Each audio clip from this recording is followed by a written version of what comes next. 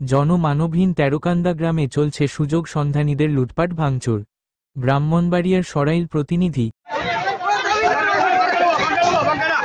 তেরোকান্দা দুপক্ষের সংঘর্ষে নিহত একজন, আহত শতাধিক। এই ঘটনার পরবর্তী সময়ে আইন শৃঙ্খলা পরিস্থিতি স্বাভাবিক রাখতে পুলিশ সেনাবাহিনীর অভিযানে ঘটনার সাথে জড়িত প্রায় অনেকেই গ্রাম ছাড়া। পুনরায় সংঘর্ষ হওয়ার আশঙ্কায় আতঙ্কে গ্রাম ছেড়েছে নিরপরাধ অনেক পরিবার। ৮ এপ্রিল মঙ্গলবার সকালে সংঘর্ষ চলাকালীন সময়ে তেরোকান্দা বড় বাড়ি চাঁদ আলী গোষ্ঠীর পক্ষের লোক মছলুম মিয়ার ছেলে জসিম মিয়া বল্ললমের আঘাতে গুরুতর আহত হয়ে ঢাকার একটি হাসপাতালে চিকিৎসাধীন অবস্থায় ১০ এপ্রিল বৃহস্পতিবার রাত ১টার সময় মৃত্যুবরণ করেন। এরই সূত্র ধরে ওই এলাকার মেম্বার বাড়ি, নজুমদ্দির বাড়ি, মিটটি বাড়ি, হাজি বাড়ি সহ বেশ কয়েকটি জায়গায় পৃথক পৃথক স্থানে প্রতিপক্ষের গুটিকয়েক লোকজন ফাঁকা পেয়ে দোকানপাট বাড়ি ঘর লুটপাটসহ ভাঙচুরের ঘটনা ঘটাচ্ছে বলে অভিযোগ উঠেছে।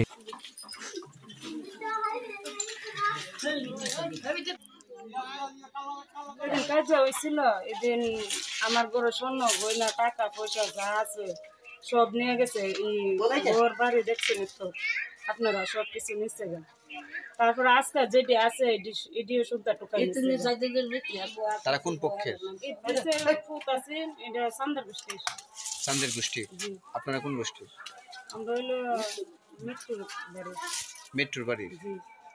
আমরা তো মনে করি বইয়ে আমরা আরেকবার গেছি গা, চাউল হইলা সেটা কাঠের মাল টাল হইতে হইলা আওলা চলে কিন্তু পুলিশ দুই আইসে। আমরা একটা মেয়ে মহিলা গেছে পুলিশ আয়া দাও দিচ্ছে ওরা হারা ২০০০ গেছে দেখতেছি হারা এইগুলি নিয়ে যেতেছে গা। তখন আমি একটা ছোট্ট বাচ্চারে ধরে পেতেছি আমার ফ্যানটা আমার দিয়ে যাও, ফ্যান নিতেছে গা। তখন আমার লাথি মারতে নিচ্ছে প্রশাসনের লোক আওয়াতে গিয়ে আমার জানটা পাচ্ছে। আমার যে জিনিসপত্র মানে বেডিং পত্র, কাপড় টাপড়, ধান চাল, ডাম ডুমের জিনিস যেটা আছে সব নিয়ে গেছে গা। আলমারির জিনিস ভেঙ্গা টেঙ্গা, ঘরের দরজা ভেঙ্গা, ফ্যান ট্যান আপনার হুল্লা লয়ে গেছে গা। বিছনার এমনকি আমার বিছনার চাদরটা সুতা নিয়ে গেছে। শুধুমাত্র আমার পরনের দিকে জামা দিয়ে আছে আর কিছু নাই যে আমি গোসল দেয়া পড়ুম। মালামাল, ঘরের মালামাল এবং দোকানের মালামাল নিয়ে গেল, এটা কারা নিয়ে গেছে?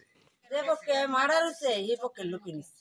মহিলার কয় জীবন বাঁচামো, মহিলার কি আলমারিটা ভাঙছে, কি নিছে সব ঘরের আছে। আমার বাইরে মাদ্রাসা তাহে পর কেন জায়গা লাগবার লাগি টাকা রাখছিল ২ লাখ টাকা নিছে। ২ লাখ টাকা নিছে, ২ লাখ টাকা আসলে আলমারি আমার বড় স্বর্ণ আছিল বলতাছি মেয়েরা কাম লয়ে গেছে গা, সব লয়ে গেছে। আইফিস দিছে, ৩টা ফ্যান নিছে, ফ্রিজ দিছে, সব নিছে। তুই এটা কিতা করে তোর তোর মোবাইল আমি বুঝি না। লুট করছে না ও কারা নিছে সব আইডিএস ওই যে হিয়ারি লুকে নিছে, বড়ারি লুকে সব। নাম কিতা? নাম তো আমরা জানি না, জানা নি। কোন গোষ্ঠী লোক নিছে? এটা নিছে কোন গোষ্ঠী? যে মুনতাসি কইতাছে যে গোষ্ঠী মার্ডার হইছে তারা বলে নিতাছে। আর আমরা কোন গোষ্ঠী? আমরা কোন গোষ্ঠী না, আমরা বাপসাজার গোষ্ঠী হইছে সুলতানদি। আমরা এই যে এরা মনে করি কোন বিটজন আয়শা, আমাদের এখানে একটা লোক নাই, সবাই বাড়িতে একটা পুষা লোক নাই, মহিলারা শুধু আমি একা এখানে নামাজ মনাজাত দর্শনের জন্য করছে। আমি বাজান আমার দোকান আপনারা বাইঙ্গেন না, আমার দোকান আপনারা বাইঙ্গেন, আপনার ফাও ধরে সুদানি তুই যা আমার রান্দা দা ফাঁসানিতে কথা দিছে দিয়ে যাই। আমার দোকানটা সবটা ৩০ যেটা আছে ২৫,০০০ টাকা আছে আমার হাতে। আমি টাকাটা তো নিব গো, আমি টাকাটা লে জান পাচ্ছাম, টাকাটা শুধু মাতে খাইটা নিছে গা, নিয়ে সেটা ফাঁসানিতে কথা মারছে। এই যে বড় বাড়ি এলাকা কত টাকার ক্ষয়ক্ষতি হতে পারে বলে মনে করেন? আমার ৫ লাখ টাকার মাল এনে হইছে, ৫ লাখ টাকার মাল বুঝছি সব নিয়ে গেছে। সব দেখেন না আপনারা, সব নিয়ে গেছে। ফ্রিজটা হইতো আমার ৫২,০০০ টাকার ফ্রিজ। পুলিশের উপস্থিতি টের পেলেই দৌড়ে পালিয়ে যাচ্ছে। পুলিশ স্থান ত্যাগ করলেই আবারও জড়িয়ে পড়ছে লুটপাট, ভাঙচুর, অগ্নিসংযোগে। এভাবেই চলছে দিনভর চোর পুলিশের খেলা তেরোকান্দা গ্রামে।